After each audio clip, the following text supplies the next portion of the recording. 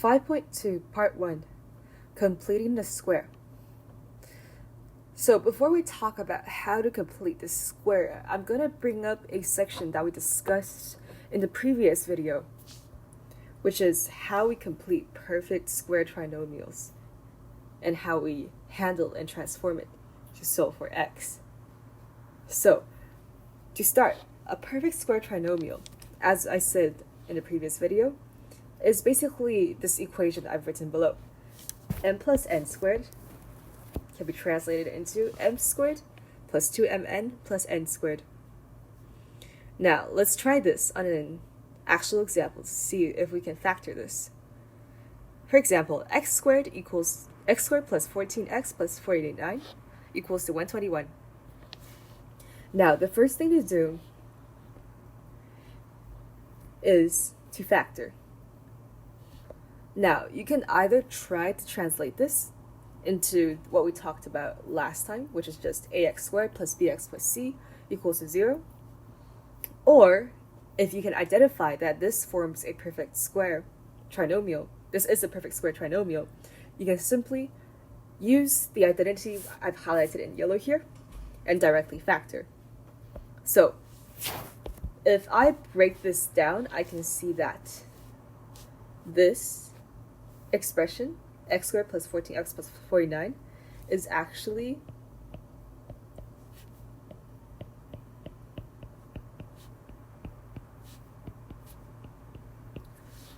so x squared plus 2 times 7x plus 7 squared.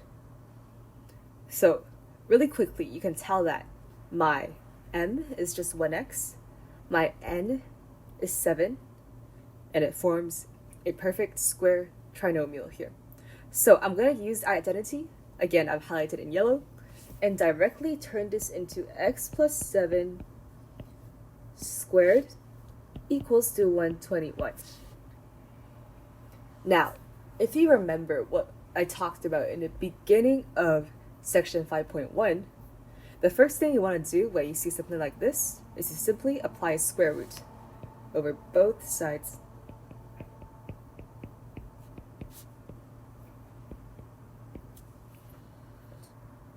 And now let's try to simplify this.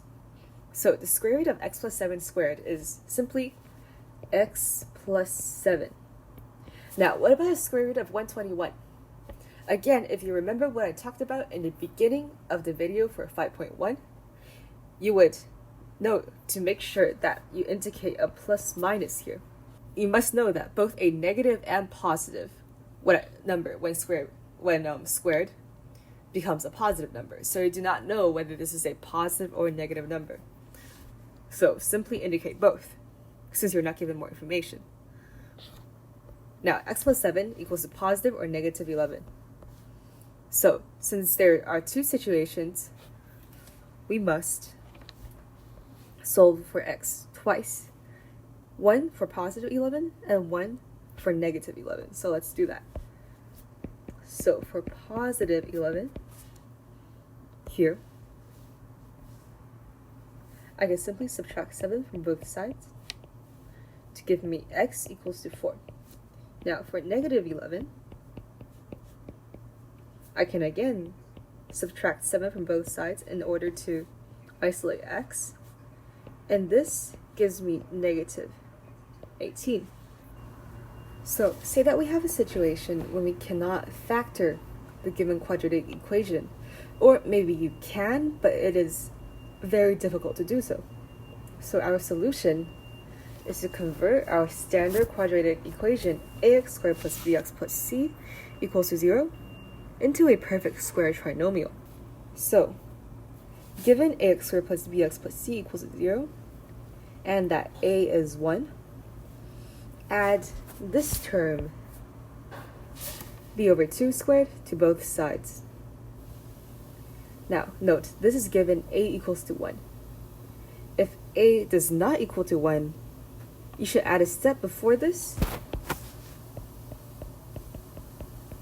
and simply divide every term by a first.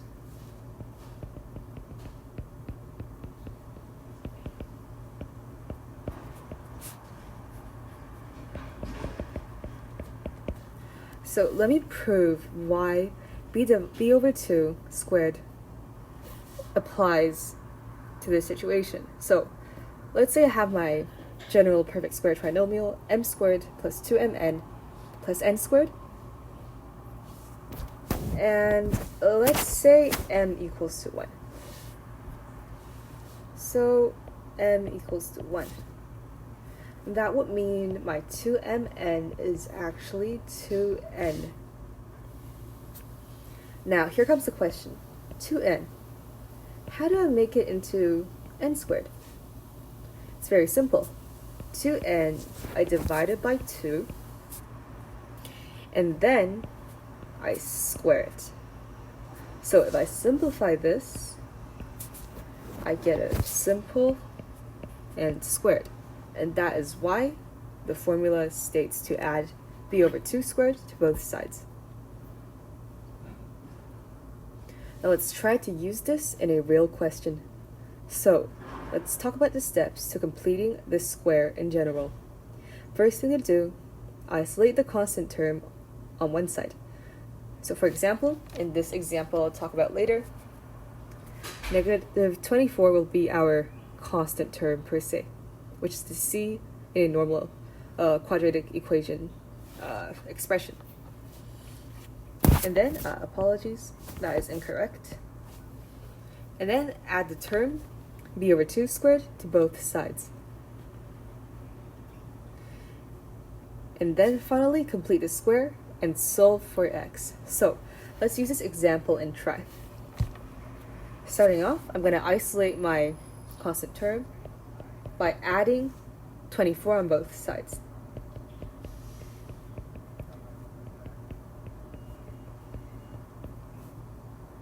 Giving me 4x squared minus 8x equals to 24.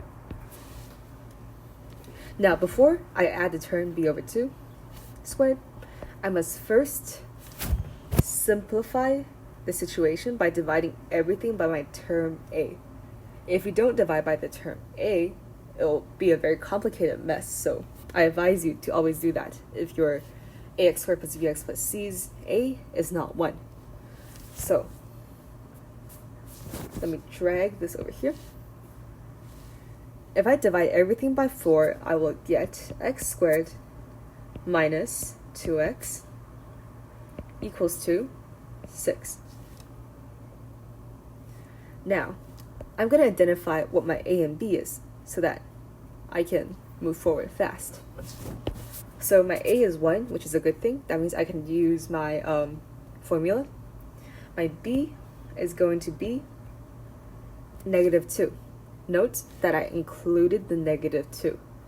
Not just 2, but negative 2. So please keep that in mind in order to ensure you get accurate answers. Now my constant term, b over 2 squared, would just be negative 2 over 2 squared. If I simplify that, it becomes negative 1 squared, which is just 1. I'm going to rewrite my current expression x squared minus 2x equals to 6 with an 1 on both sides. So I simply added 1 on both sides. Nothing too fancy, just that. Now, x squared minus 2x plus 1. I can see that it is a perfect square situation, but let's say I can't see that. So I'm going to break it down to its factors so that I can clearly identify what is going on. Since our equation for the standard perfect square trinomial is this, my m is clearly x, and my n is it's negative 1. The 1 is hidden here because usually when you have a negative sign, it is implied that you're multiplying a negative 1 to the situation. And it is valid because when I square negative 1, it becomes a positive 1, which I have here. So, applying the formula, in which this becomes n plus n squared, I will have x minus 1 squared equals to 7. Now it is time for you to use your knowledge in 5.1 and the revision that we had here to solve for x. Remember, apply a square root to both sides and then simplify. Don't forget the plus and minus sign to your after your square root, because we do not know whether the 7 is the result of a negative square root 7 or a positive square root 7 squared. So we must indicate both solutions. So I'm going to apply a square root to both sides.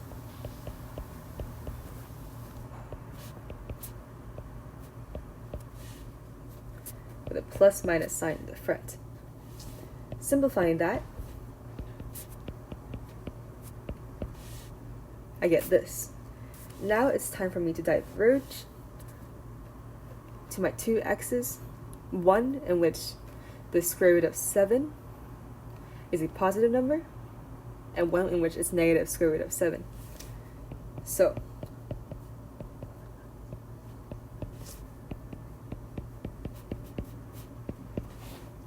I'm going to add 1 to both sides in both situations in order to isolate the x.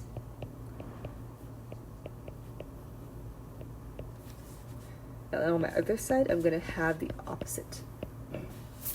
And here are my two solutions for x.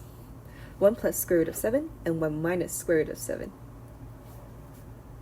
In the next section, or the next part, I'm going to use a graph to prove why these situations have solutions that look like this, and I will explain to you another form of quadratic equations, the vertex form, and how you can use that form for the quadratic equation to solve for different types of problems and identify certain key features about a quadratic function on its graph. Thank you.